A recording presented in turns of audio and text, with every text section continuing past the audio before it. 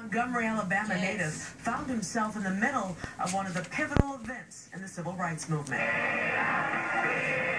Most have heard the story of Rosa Parks, the tired seamstress who refused to give up her seat on the bus to a white man one cold December night in 1955. She was arrested, and the boycott began. It brought public transportation to a halt, and a young Jc Smith, who had a brand new car, felt the need to get involved. I was fortunate at that time to have a car, and they suggested to us from our different churches, if you have transportation, then give somebody a ride. He took that car and joined a carpool system set up to take people to and from work, school, and anywhere they needed to go around that city. There was thousands and thousands of people who did that, you know, and that's really what made the movement successful. Smith was eventually arrested, caught while spinning his wheels on wet pavement. He spent one night in jail. I feel comfortable because I know I hadn't done anything. You know, if we went to court and went before the judge, they didn't have no case. And we, the Negro citizens of Montgomery, Alabama. It was soon after that a young preacher from Atlanta, Georgia came to town. His name, Dr. Martin Luther King Jr. He'd run weekly meetings at the Holt Street Church, the beginnings of what would turn into the civil rights movement. You would just be carried away to listen to him speak, you know, and as a result of that, you know, people came every week. They came every week, and for a whole year, okay, and so it was impressive.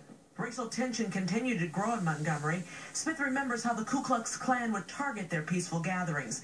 Memories crystal clear in the 84-year-old's mind. We were shut up in church all night because Dr. King said, well, don't leave, no one leave, because the Ku Klux Klan had surrounded the church on the outside, you know, and it was dangerous. If you didn't see it, you wouldn't believe it. In 1956, the U.S. Supreme Court struck down the segregated seating laws on public buses. On December 20th, Dr. King called for an end to the bus boycott.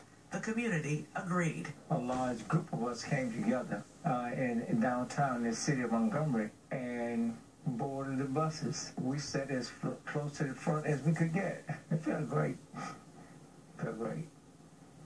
I didn't know it felt so good sitting up there. It was his experience from that era that led Rev Smith to build Bethlehem Temple Church in South Suburban Harvey, a church where he's been preaching from the pulpit on and off for 50 years, helping others to achieve their dreams, something that has set quite an example for his huge family. Had not he done what he has done, I wouldn't be able to have achieved or done some of the things that I've done. Some of those sacrifices that were made were, I think, very significant for me. Reverend Smith's actions back in Montgomery may have seemed small, but in the scheme of history, they were huge. It's important for that story to be told. I like to say there's a living legend still here with us. Rev Jc Smith Jr. He's one of Chicago's very own. Reverend says he's